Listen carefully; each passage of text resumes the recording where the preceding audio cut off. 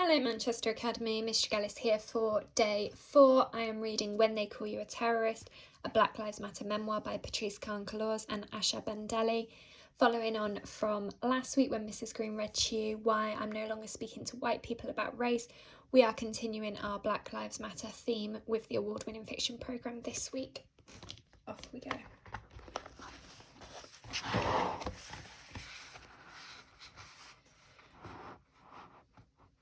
But while we are thinking aloud about children and family, there is another July 13. It's 2015. We begin to hear about a young woman who was driving to a new job and a new life in Texas, where she would be an administrator at a college. She had a vlog and she called it Sandy Speaks. She offered opinions and comments on the state of our lives in America. She challenged us. Are you doing something productive today? She is one of us, and her name is Sandra Bland, and we come to know her because on July 10, 2015, she was pulled over for a nonsense traffic violation by a state trooper, Brian Encinia. He claims the 28-year-old woman from Chicago failed to signal a turn, and then, even as she is giving him the documents he needs to write her ticket, he tells her to put out the cigarette she is smoking while sitting in her own car. She refuses, at which point Encinia snatches her out of the vehicle and slams her to the ground on the side of the road. The dashcam video of him doing this will circulate, along with his subsequent rough arrest of her. Encinia threatens to light her up. Eventually, he will be indicted for perjury and fired, but this will not happen in time to save Sandra Bland. On July 13, 2015, she is found dead, hanged in her jail cell. Her death will be ruled a suicide, but no one with sense will believe this. Had she ever expressed pain, frustration, sadness? Yes. Is this the case with most black people living in a nation that openly hates us? Yes. But is there anything in her profile to say she would kill herself in jail? No. Not one thing. She was on the way to a new job. She was actively advocating for herself and other black people. She was in fight mode. She spoke to her sister and they were pulling together bail money. Sandra Bland did not commit suicide. Sandra Bland believed that her black life, that all of our black lives mattered. She stood for us and she was us. We refused to be silent. Immediately, the African American Policy Forum, led by the great civil rights attorney Kimberly Crenshaw, began using #SayHerName to acknowledge the numbers of black women who were victims of state violence. Indeed, the day after Sandra Bland was found hanged in jail in Alabama, 18-year-old Kendra Chapman was found hanging in her cell. She'd been in there for 90 minutes, held on the charge that she'd stolen a cell phone. But there were more, so many. Tanisha Anderson, a 37-year-old woman struggling with mental health issues, died after Cleveland police slammed her head into the pavement outside of her family's home. Miriam Carey, a 34-year-old dental hygienist who made a wrong turn near the White House and was fatally shot by federal law enforcement officers in 2013 while her baby was in the car. Shelley Hilliard, a 19-year-old black trans woman from Detroit, who is threatened with being thrown in a men's jail for smoking marijuana unless she turns over her dealer. She does, but the cops reveal to the sellers who informed on them, and Shelley is killed, cut into pieces, and the pieces of her precious body set afire. Rakaya Boyd, a 22-year-old woman living in Chicago, was hanging out with her friends in the park when she was shot and killed by an off-duty police officer who said he'd received a noise complaint. Shelley Frey, a 27-year-old mother of 2, shot by Walmart security who accused her of shoplifting. Ayanna Stanley Jones, a child of 7, killed when Detroit police officers barged into her family's home with their guns drawn. They shot her in the head. Katherine Johnston, a 92-year-old woman, shot and killed by Atlanta cops who were on a drug raid. They came in shooting and only later realised they got the address wrong. These few names are only part of a long, terrible list, but, like the horrific history of lynching in this country, when the story is told, women are often left out of it, as we are lynched too. And some of the women are pregnant at the time of the lynching. Some have their unborn babies cut out of their wombs.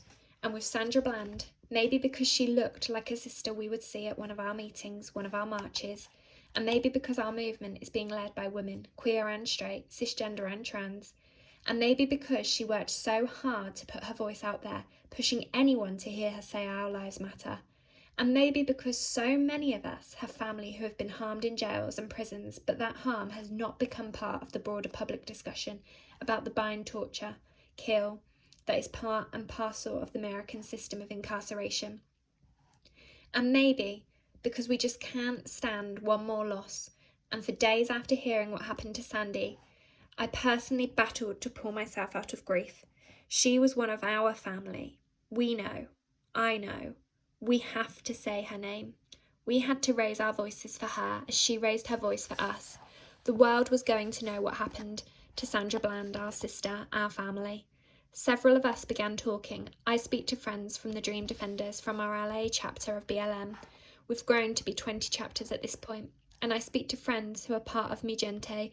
They have an incredible group of people working in Phoenix, the epicenter of anti-immigrant hatred and bigotry. We decided to meet up at the Net Roots conference, which is being held in Phoenix.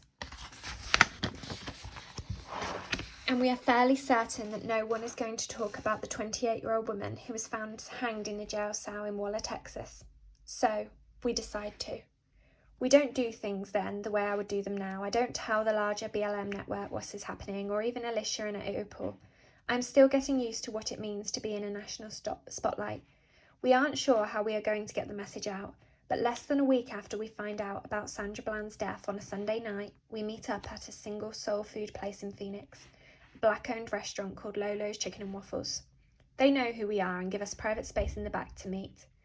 And in between the hours of planning and strategizing about what to do, we sing gospel songs and we mourn, we laugh and we cry. By the end of the night, Angela Peoples from the LGBTQ human rights organisation Get Equal says, "Y'all, they're going to do a candidates forum. Bernie Sanders and Martin O'Malley are going to be there. We need to interrupt that." And I say, we need to shut it down. And that was that.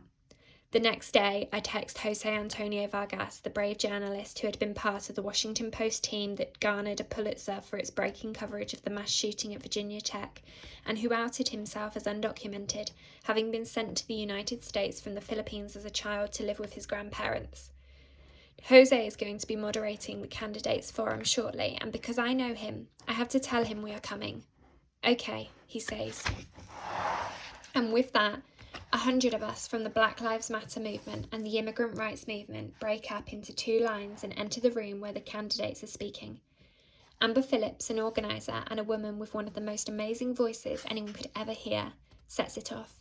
She begins singing, "Which side are you on, my people? Which side are you on? We're on the freedom side."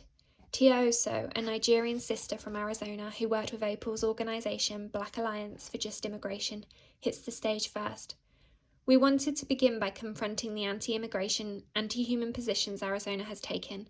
Tia talks about black immigrants in Arizona, and the audience begin to boo. The audience of Democrats begins to boo. I am beside myself with anger. How dare they boo her for telling the truth? My mind begins to race, trying to figure out what to do next.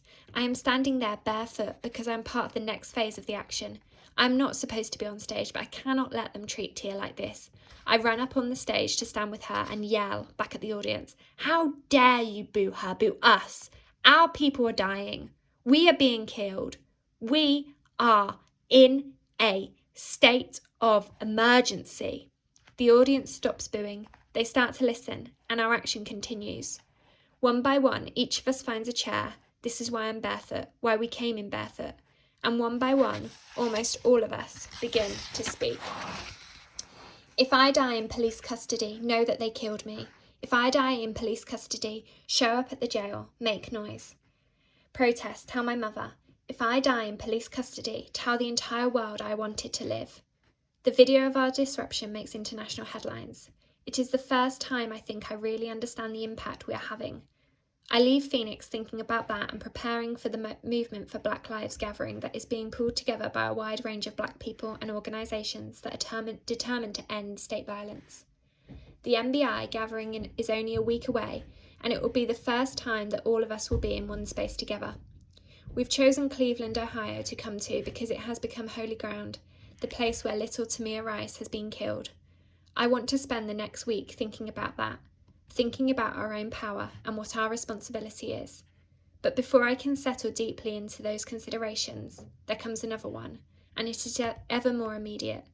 Noticing I am a little late, I think, what the hell? I take a test. I am 6 weeks pregnant. So we're going to stop there for today. Come back tomorrow for the final instalment.